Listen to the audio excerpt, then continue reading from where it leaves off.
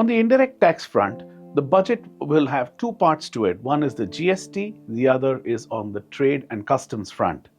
On the GST front, it's more an implementation of decisions taken by the GST Council and not necessarily fresh announcements given the constitutional framework in which GST operates.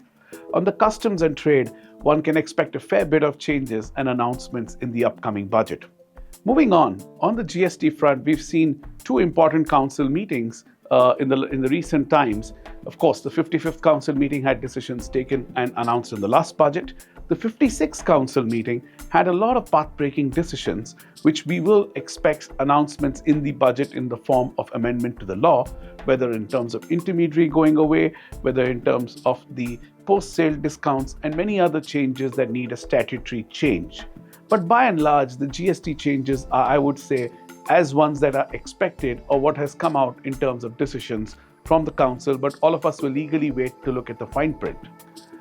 Coming to customs, two things. Our Honorable Prime Minister last week said the Reform Express continues, and the Honorable Finance Minister a couple of weeks ago talked about customs reform being the next big changes.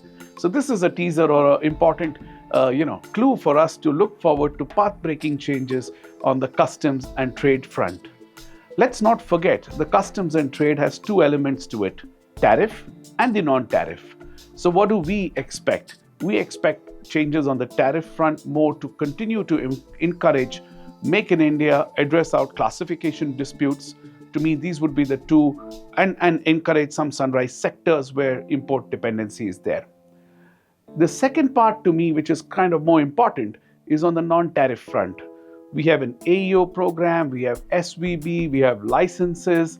There are different parts to an indirect tax and a non-tariff part of the customs. To me, the upcoming budget is expected to have some changes. Industries are hoping on all of these fronts to make customs experience far more simpler and more digitized.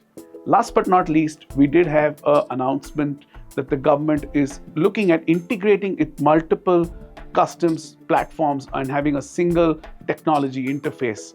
I would expect something more formally announced, and that will make it more easier to do business, and therefore companies can get the benefits that they did with the GSTN kind of automation or the income tax automation. With that, all eyes and attention to the upcoming budget. We all are eagerly waiting, particularly I would say more from a customs and non-tariff perspective this time, and indirect tax, as usual, will play an important role in the upcoming budget.